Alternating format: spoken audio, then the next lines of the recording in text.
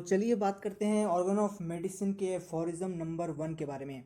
तो aphorism number 1 में क्या क्या बातें कही गई मैं लाइन टू लाइन आप लोगों को समझाऊंगा ताकि कुछ भी प्रॉब्लम ना हो समझने में ऑर्गन ऑफ मेडिसिन बुक में। तो हर लाइन इंपॉर्टेंट है, हर लाइन समझना ज़रूरी है ताकि हर एक एफोरिज्म का मतलब डीपली समझ सकें।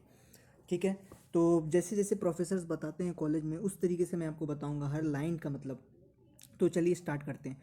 तो फर्स्ट एफोरिज्म में बोल रहे हैं हनीमैन कि the physicians high and only mission is to cure the sick to health to cure as it is termed.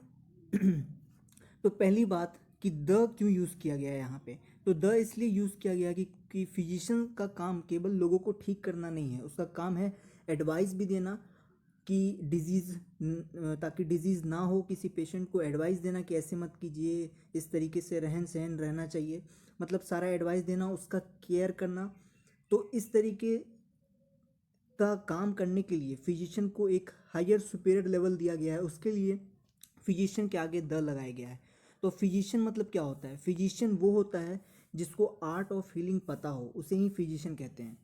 अब हाई एंड ओनली मिशन, तो हाई एंड ओनली मिशन में क्या होता है कि जो फिजिशियन का हाई एंड ओनली मिशन मतलब फिजिशियन का सबसे टॉप मोस्ट प्रायोरिटी का जो मिशन होगा और एकमात्र मिशन होगा, ठीक है, इसी का मतलब बोलते हैं हाई एंड ओनली मिशन। अब मिशन मतलब क्या होता है? मिशन मतलब होता है फिजिशियन का जो मिशन है वो मिशन ये है कि लोगों को क्योर करना, परमानेंटली क्योर करना और इजीली क्योर करना, जल्दी क्योर करना, रैपिड क्योर करना, और उसका कोई भी बीमारी बचा ना रह सके और पेशेंट को जो है एज अ होल ट्रीट करना, ये उसका असली मिशन है। तो the physicians high only mission is to restore the sick to health. जैसे मैंने बताया कि अगर कोई पर्सन जो है वो सिक है, सिक मतलब क्या होता है? सिक मतलब जी, तो सिक मतलब क्या होता है? सिक मतलब होता है कि जब पेशेंट का वाइटल फोर्स जब कमज़ोर हो गया हो, वो डिजीज़ से लड़ने के लिए सक्षम ना हो, तब वो पूरा का पूरा पर्सन को एज अ सिक डिक्लेयर करते हैं। ठीक है, sick to health to cure as it is termed.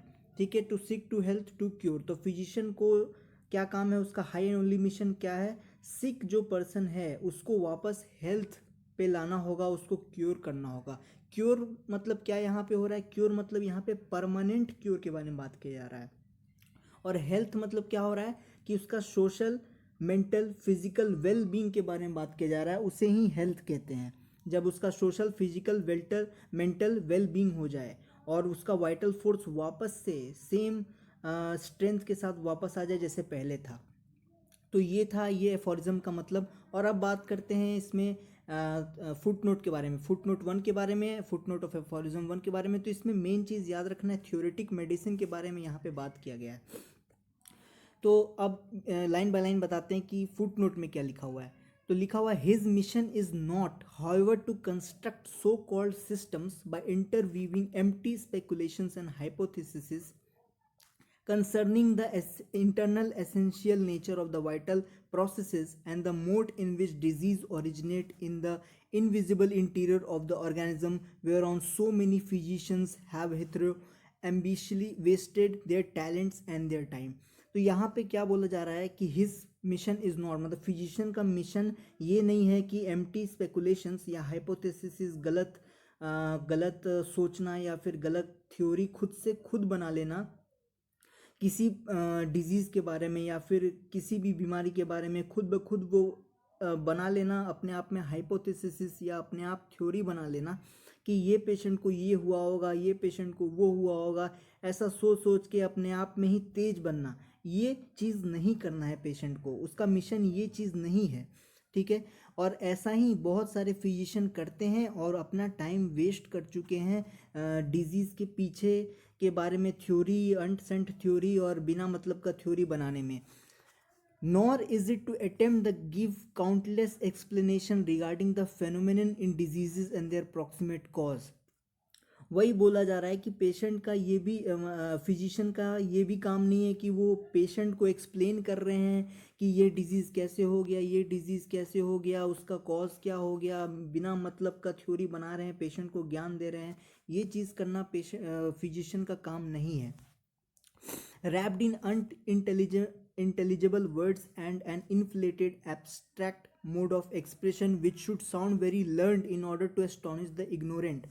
यहाँ पे फिजिशियन का काम ये नहीं है कि उसे बहुत सारे हार्ड इंग्लिश वर्ड्स या बहुत हार्ड वर्ड्स बोल के और वो पेशेंट को चकित कर देना, एस्टॉनिश कर देना, ताकि पेशेंट सोचे कि ये फिजिशियन तो बहुत नॉलेजेबल है, ये ऐसे ऐसे वर्ड बोल रहा है तो इससे पता ही होगा। ये चीज़ नहीं करना है।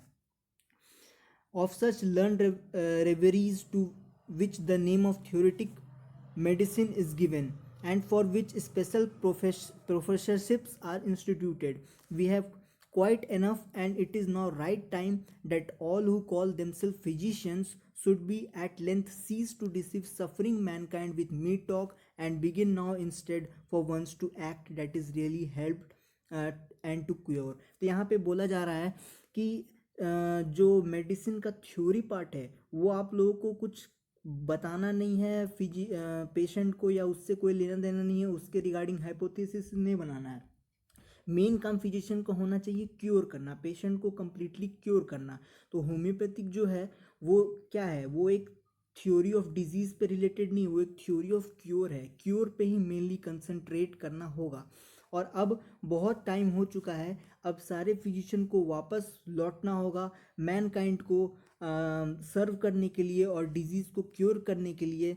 और ये सब करने के लिए उसे हार्ड वर्क करके सारा टोटलिटी सिम्टम करके उसे क्योर करना होगा डिजीज़ को। लेकिन ये सब काम नहीं करना होगा कि मैं बातें बना रहा हूँ पेशेंट के साथ, बात बना के उसे हार्ड वर्ड बोल के मैं बता रहा हूँ उसे क्या हुआ हुआ क्या नहीं हुआ, ताकि पेशेंट को इम्प्रेस कर सकें कि हम बहुत अच्छे फिजिशियन हैं, हम बहुत अच्छे डॉक्टर हैं। ये चीज़ नहीं करना है, ये चीज़ नहीं करना है। केवल जो main high and only mission होना चाहिए वो सिक पर्सन को क्योर करना चाहिए, कम्प्लीटली क्योर करना चाहिए, और कुछ नहीं, बातें नहीं बनाना है, हार्ड वर्ड बोल के इम्प्रेस नहीं करना है पेशेंट को, थ्योरी नहीं बोलना है क्या डिजीज़ है क्या नहीं है, क्या कर करके ये सब बहुत बातें घुमाना फिराना नहीं है। मेनली है स्पेसिफिक रेमेडी दे के, specific potency selection, dose selection करके कंप्लीट क्योर कर देना है पेशेंट को, जेंटल रेमेडियल इफेक्ट देना है। यही जो है वो बताया गया है फर्स्ट एफोरिज्म में। तो मैंने पूरा अच्छे से एक्सप्लेन किया इसके डीप में जाके। तो होप ये फर्स्ट एफोरिज्म बहुत इंपॉर्टेंट है। ऐसे ही मैं हर एफोरिज्म को एकदम डीप में समझाने का कोशिश करूँगा, जितना मुझे आता है, जितना मैंने समझा है। तो प्लीज़ बने रहिए। तो नेक्स्ट वीडियो में एफोरिज्म 2 के बारे में बात करेंगे। So till then thank you.